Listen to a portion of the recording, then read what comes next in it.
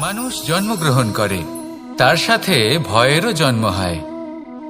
ছোটবেলা থেকেই আমাদের মনে কোনো না কোনো প্রকারের ভয় থেকেই যায়।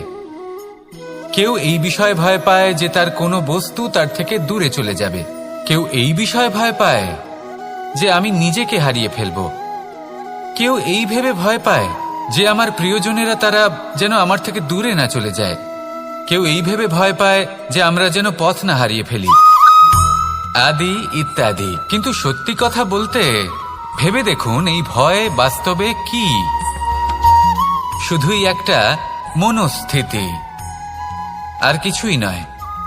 যা কিছু আপনি জীবনে পেয়েছেন তা একদিন আপনাকে হারাতে হবে। এই জীবন হলো আপনারই, কিন্তু তাও একদিন সমাপ্ত হবে। তাই ভয় পেয়ে কি লাভ? এই ভয় শুধু আপনাকে জীবন যাপন করা থেকে বাধা দিচ্ছে, আর কিচ্ছু নয়। পথ হারিয়ে ফেললেই বুঝতে পারবেন যে নতুন পথ কিভাবে বানাতে হয়। কিছু মানুষকে জীবন থেকে হারালে তবেই আপনি বুঝবেন যে আপনার আপনজনকে। এই ভয়ের কারণে ভীত হয়ে থাকবেন না। এই তারা নক্ষত্র অন্ধকারের অভাবে গুরুত্ব হারায়। শিবকেও মহাদেব হওয়ার জন্য বিষপান করতে হয়েছিল। প্রত্যেক পরিস্থিতি, প্রত্যেক সাফল্য আপনার পরীক্ষা নেবে, তাতে উত্তীর্ণ হওয়া হলো আপনার কর্ম। যখনই আপনি ভয় পাবেন বা সংকটের সম্মুখীন হবেন, তখন সাহসের সাথে তার সম্মুখীন হন। মনে রাখবেন, যে সম্মুখীন হতে জানে সাফল্য তার সাথে সবসময় থাকে। আসুন আর আমার সাথে ভালোবেসে বলুন, রাধা রাধা। সাফল্যের বাস্তব অর্থ কি? নিজের লক্ষ্যে দৃষ্টিবদ্ধ হয়ে থাকা, প্রতিদিন তার জন্য কর্ম করা, দৃঢ় নিষ্ঠার সাথে উত্থান পতনের সামনে এগোতে থাকা, আর নিজের লক্ষ্য প্রাপ্ত করা, এটাই কি সাফল্য? যদি আপনার কোনো বস্তু লাভ করতে হয়, কোনো শক্তি লাভ করতে হয় বা কোনো স্থান লাভ করতে হয়, তাহলে তার জন্য এসব ঠিক আছে, কিন্তু বাস্তবে সাফল্য এটা নয়। আপনার কাছে থাকা কোনো বস্তু, শক্তি বা স্থান আপনি কিভাবে ব্যবহার করবেন তা আপনার উপর নির্ভরশীল। যদি তার সঠিক ব্যবহার আপনাকে করতে হয়, তাহলে উচিত সময় এবং উচিত স্থানে আপনাকে থাকতেই হবে। একে নিয়তিও বলা হয়। এবার ধরুন, এমন কোনো গ্রন্থ আছে যা জ্ঞানের দ্বারা ভরপুর, এমন জ্ঞান যার দ্বারা জীবন বদলে দেওয়া সম্ভব। এবার এই গ্রন্থ যদি এমন কোনো ব্যক্তির হাতে পৌঁছয় যিনি নিরক্ষর, তিনি কি এই গ্রন্থের সদ্ব্যবহার করতে পারবেন? কখনোই নয়। সেই জ্ঞান দিয়ে নিজের আচরণ পাল্টাতে পারবেন? কখনোই নয়।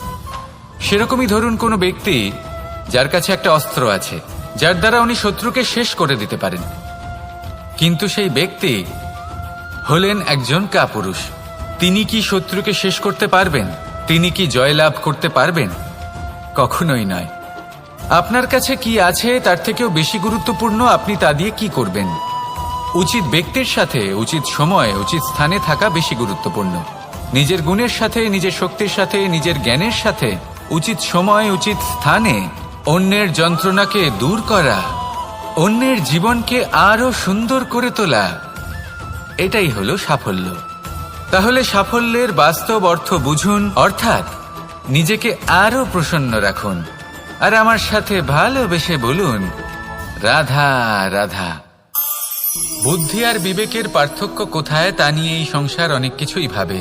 কিছু মানুষ ভাবেন যে এই দুই হলো একই, কিন্তু যদি সত্যি কথা বলি তাহলে এই দুইয়ের মধ্যে একটা অমূল্য পার্থক্য আছে, আর তা হলো এটা যে বুদ্ধির সম্পর্ক হলো মস্তিষ্কের সাথে, আর বিবেকের সম্পর্ক হলো হৃদয়ের সাথে। যে কোনো বুদ্ধিমান মানুষ কি করেন? নিজের মতন করে এই সংসারকে বদলে ফেলতে চেষ্টা করেন। একজন বিবেকশীল মানুষ কি করেন? নিজের অন্তরকে, নিজের মনকে বদলে ফেলতে চেষ্টা করেন, কারণ মানুষের সংসার এই মনের মধ্যেই বসবাস করে। তাই নিজের বুদ্ধির ব্যবহার অবশ্যই করুন, কিন্তু তাতে বিবেকের লাগামটা অবশ্যই শক্ত হাতে ধরবেন। আসুন আমার সাথে ভালোবেসে বলুন, রাধা রাধা। মানুষের মধ্যে একটা বিচিত্র প্রবৃত্তি থাকে, অন্য সকলের বিষয়ে, তাদের জীবনের বিষয়ে, তাদের ব্যক্তিত্বের বিষয়ে, তাদের ভবিষ্যতের বিষয়ে অনুমান করা। এটা হলো অনুচিত। কারোর অতীতকালকে দেখে লোকে ভবিষ্যৎ বলে দিতে পারেন, বর্তমানকে দেখে ভবিষ্যতের বিষয়ে অনুমান করে ফেলেন। উদাহরণ দিতে হলে বলবো, কোনো দাসকে দেখুন, ওকে দেখে লোকে বলে যে ওর ভবিষ্যৎ সেটাই হতে পারে, অনুমান করে ফেলেন। আর এই রাজাকে দেখুন, উনি তো কত সুখী হবেন, উনি তো জগতের সব থেকে অধিক সুখী মানুষ, কত সুখ সুবিধা আছে ওনার কাছে, ধারণা করে ফেলেন। তবে সত্য তো এটাই যে কারোর ব্যক্তিত্বের বিষয়ে, তাদের ভবিষ্যতের বিষয়ে আপনি পূর্ণ সত্য কখনোই বলতে পারবেন না, শুধু অনুমান করতে পারবেন। আর এই অনুমান করে সত্যি কোনো লাভ হয় না, কারণ এই কাল সেটা হলো অত্যন্ত শক্তিশালী। কালো থেকে কালোতর কয়লাকেও হীরেতে পরিণত করতে পারে, অনেক বড় বড় রাজাকেও বিদূষক বানিয়ে ফেলতে পারে এক মুহূর্তেই। তাহলে আপনি অনুমান করে কি লাভ? কি পেলেন অনুমান করে? সেই জন্য কারোর বিষয়ে কোনো অনুমান করবেন না, তার ভবিষ্যতের বিষয়ে অনুমান করতে যাবেন না, কারোর বিষয়ে কোনো ধারণা করে নেবেন না। কিছু করতে হলে ভালোবাসুন, সবার মধ্যে ভালোবাসা ছড়ান, সবার মধ্যে ধন্যাত্মক ভাব ছড়ান।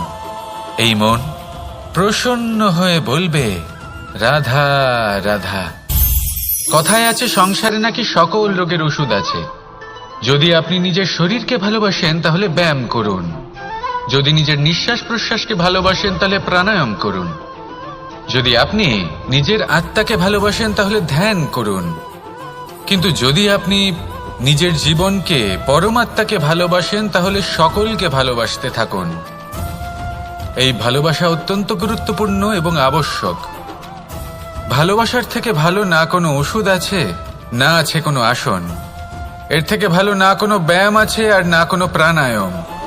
এই ভালোবাসা বড় বড় সমস্যারও সমাধান করতে পারে, ভালোবাসা বড় বড় বিপদকে আপনার থেকে দূর করতে পারে। এই ভালোবাসাই আপনাকে জীবনে বাঁচতে শেখায়, কারণ ভালোবাসাই হলো জীবনের আসল সত্য। তাহলে আসুন আর আমার সাথে ভালোবেসে বলুন রাধা রাধা।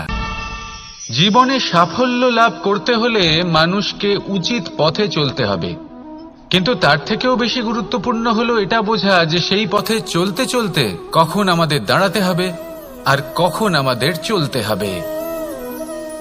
এই শিক্ষা অত্যন্ত গুরুত্বপূর্ণ। এবার দেখুন, ছোট্ট একটা কথা রয়েছে, ওকে আটকিও না, যেতে দাও। এই বাক্যের অর্থ কি? অর্থ যে কাউকে আটকিও না, যে এগোতে চাইছে তাকে এগোতে দাও, তার পথে বাধা সৃষ্টি করো না। এবার এই ছোট কথাতে এক অনুচিত স্থানে আমি দাঁড়িয়ে পড়ি। আটকাও, যেতে দিও না।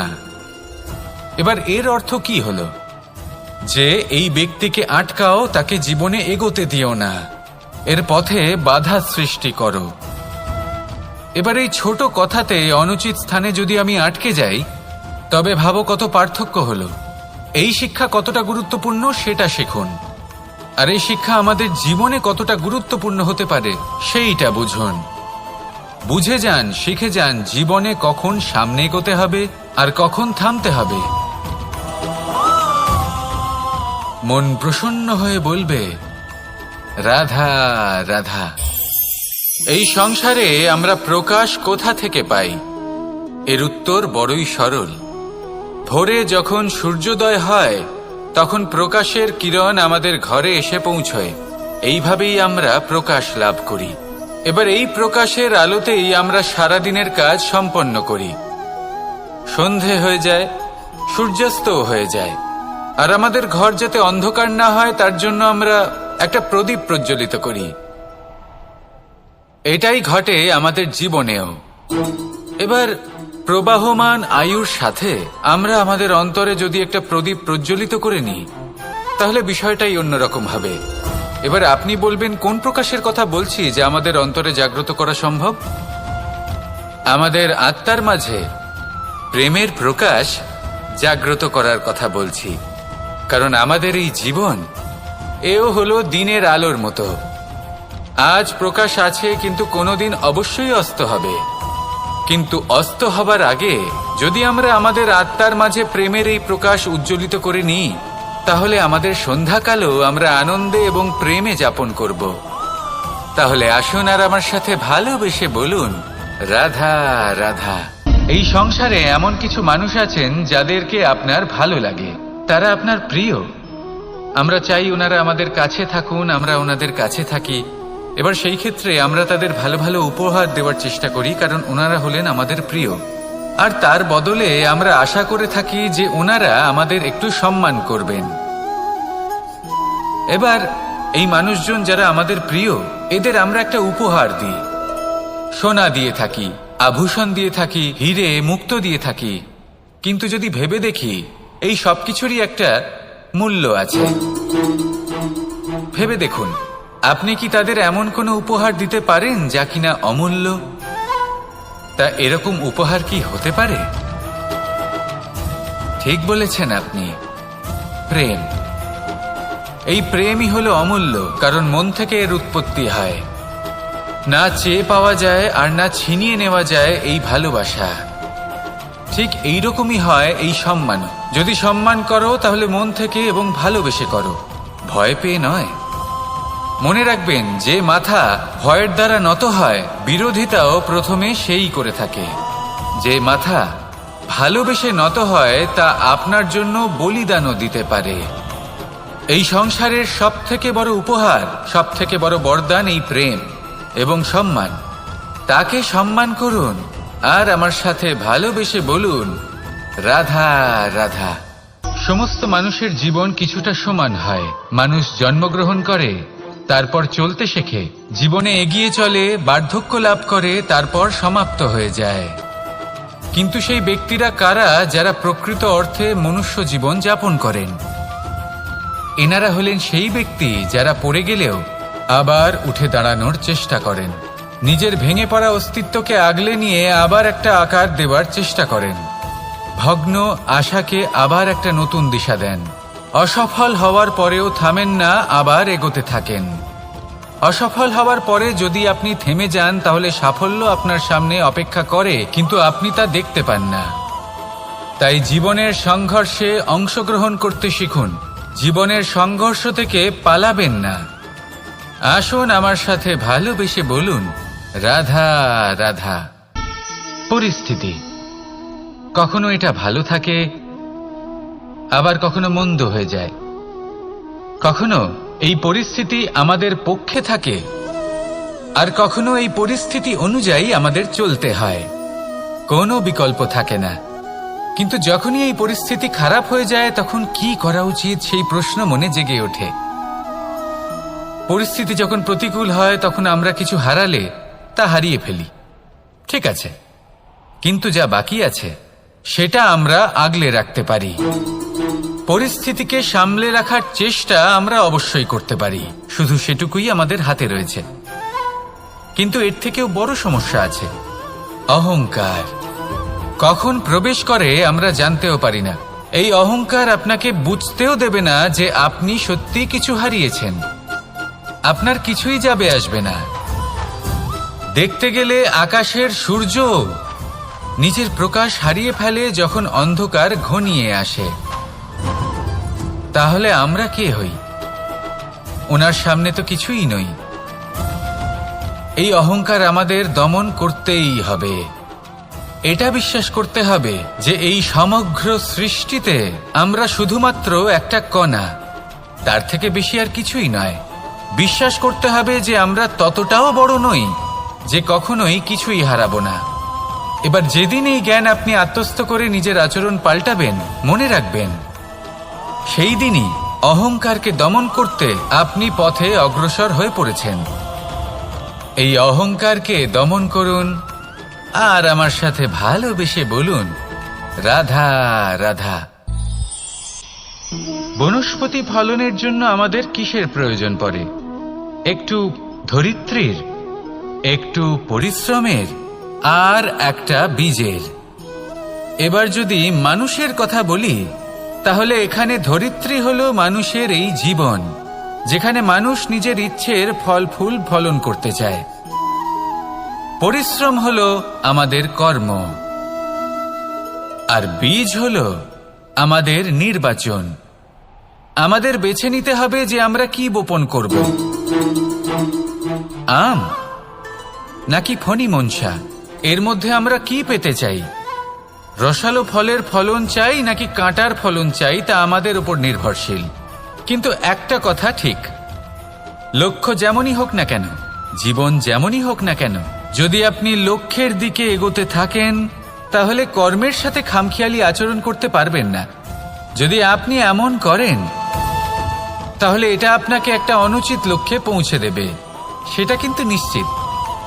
সবসময় এটা মনে রাখবেন, কর্মের সাথে খামখেয়ালি হবেন অর্থাৎ কর্মফলও আপনার সাথে খামখেয়ালি হবে। তাহলে নিষ্ঠার সাথে কর্ম করতে থাকুন আর নিজের লক্ষ্যকে প্রাপ্ত করুন। আর আমার সাথে ভালোবেসে বলুন, রাধা রাধা।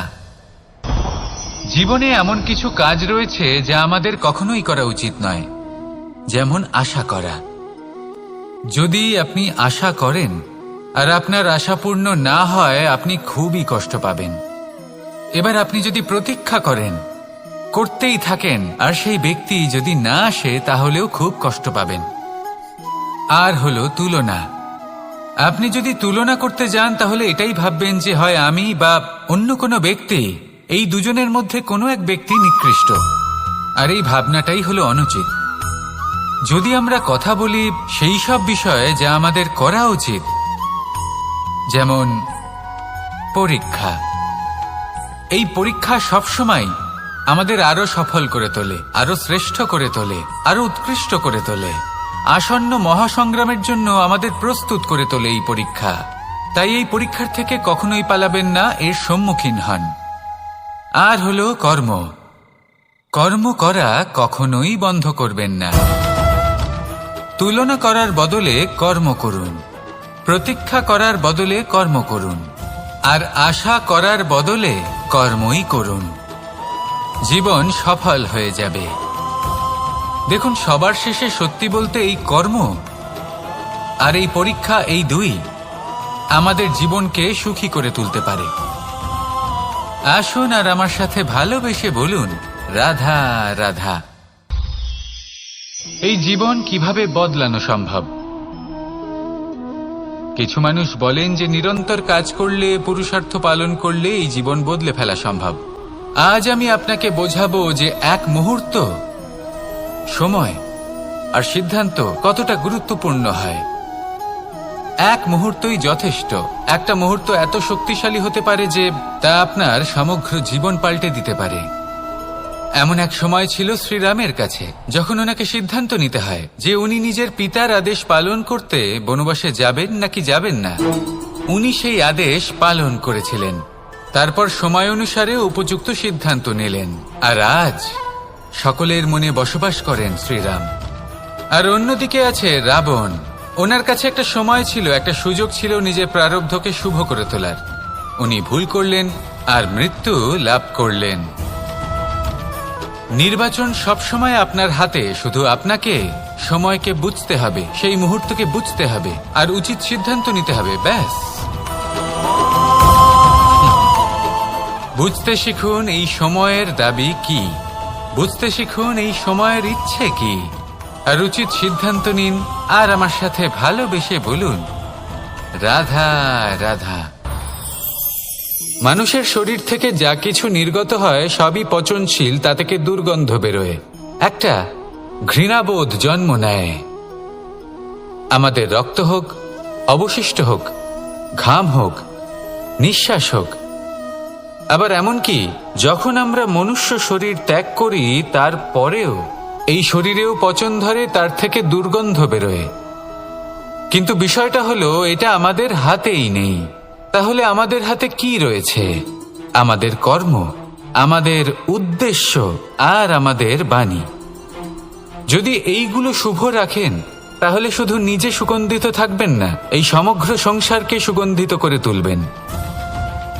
কথায় আছে যে বাণীর থেকে অধিক মূল্যবান আর কিছুই নেই। সেই জন্য যে কোনো কথা বলার আগে নিজের শব্দকে নিজের মনের তুলাদণ্ডে মেপে দেখুন, তারপরে তার প্রয়োগ করুন। কখনো কখনো এমনও হতে পারে যে আপনার কথা কারোর জীবনে আশীর্বাদ হয়ে দাঁড়ালো, যার দ্বারা হয়তো সে শক্তি এবং প্রসন্নতা লাভ করলো। আবার এমনও হতে পারে যে আপনার কথা হয়তো কারোর মনে এমন আঘাত দিল, সে সেই আঘাত কোনোদিনও ভুলতে পারল না। আসুন আমার সাথে ভালোবেসে বলুন, রাধা রাধা। ইচ্ছে এবং চেষ্টা এই দুই মানুষের মধ্যে আছে, কিন্তু এই দুইয়ের মধ্যে সামঞ্জস্য থাকা খুব প্রয়োজন। আপনার যা ইচ্ছে সেটা পূর্ণ করার জন্য চেষ্টার প্রয়োজন তো অবশ্যই। আপনি যে স্বপ্ন দেখেন সেটা পূর্ণ করার জন্য নিদ্রা ত্যাগ করে চেষ্টা করা অত্যন্ত প্রয়োজনীয়, নয়তো এই স্বপ্ন কখনোই পূর্ণ হবে না। যদি আপনি কোনো প্রশ্নের উত্তর চান তাহলেও আপনাকে চেষ্টা করতেই হবে। জীবনে যদি সামনে এগোতে হয় তাহলে পাকে কষ্ট দিয়ে সামনে এগোতে হবে, চেষ্টা অবশ্যই করতে হবে। যদি আপনি চেষ্টা না করেন, পরিশ্রম না করেন, তাহলে এই সংসার আপনাকে পেছনে ফেলে সামনে এগিয়ে যাবে। নিজের ইচ্ছেগুলিকে মন থেকে বাস্তবে আনুন আর চেষ্টার দ্বারা তাকে সার্থক করুন। এই মন প্রসন্ন হয়ে বলবে, রাধা রাধা। জীবনে কখনো সাফল্য আসে, আবার কখনো অসফলতা, কখনো আশা পাওয়া যায়, কখনো নিরাশা, কখনো জয় লাভ করি, আবার কখনো পরাজয়। এর পেছনের কারণটা জানা অত্যন্ত প্রয়োজনীয়। যদি আমি পরাজয়ের কথা বলি, যখনই আমরা পরাজয় লাভ করি আমরা ভাবতে থাকি যে এমন কেন হলো? আমাদের শত্রু কি বেশি শক্তিশালী ছিল, নাকি আমাদের নীতিতে কোনো খামতি ছিল? এই সমস্ত কারণের পেছনে খুব বড় একটা কারণ থাকে, আর সেই কারণ আমাদের অন্তরে সুপ্ত থাকে। ধরে নিন একটা পথ, তাতে আপনি চলছেন, সেই পথ কাঁটায় পরিপূর্ণ, কিন্তু আপনি পাদুকা পরে রয়েছেন আর আপনি হেঁটে সামনে এগিয়ে যান। এবার এমন একটা পথ এলো যা পুষ্পে ঢাকা, আর আপনি পাদুকা পরে রয়েছেন, কিন্তু আপনার পাদুকাতে একটা পাথর আটকে গেল। তখন দু পা হাঁটাও খুব কঠিন হয়ে পড়ে। এই সংসারের যে কোনো শক্তি আপনাকে পরাস্ত করার পূর্বে আপনি জানেন কে আপনাকে পরাস্ত করতে পারে? আপনার অন্তরের দুর্বলতা, আপনার অন্তরের সেই সুপ্ত শত্রু। আর সেই জন্য ইতিবাচক মনোভাব গুরুত্বপূর্ণ হয়ে পড়ে।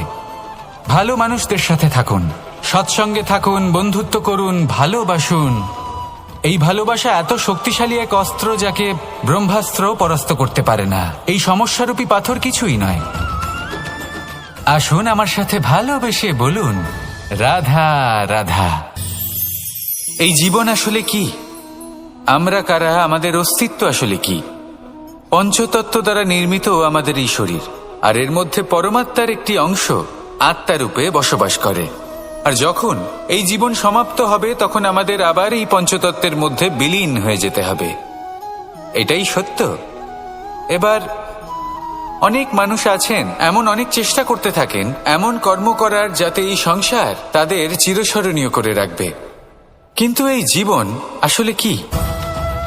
সেই সময় যখন আমরা নিঃশ্বাস নিই, আমাদের হৃদস্পন্দন হয়, আমরা যে মুহূর্তগুলো যাপন করি, এবার এই মুহূর্তগুলিতে আমরা কি করব সেটা অত্যন্ত গুরুত্বপূর্ণ।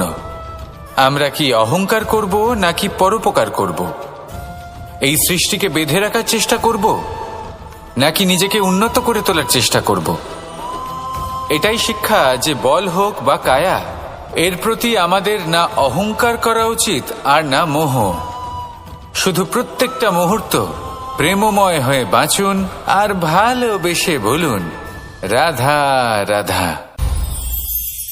এই সংসারের সব থেকে বড় শক্তি আসলে কি?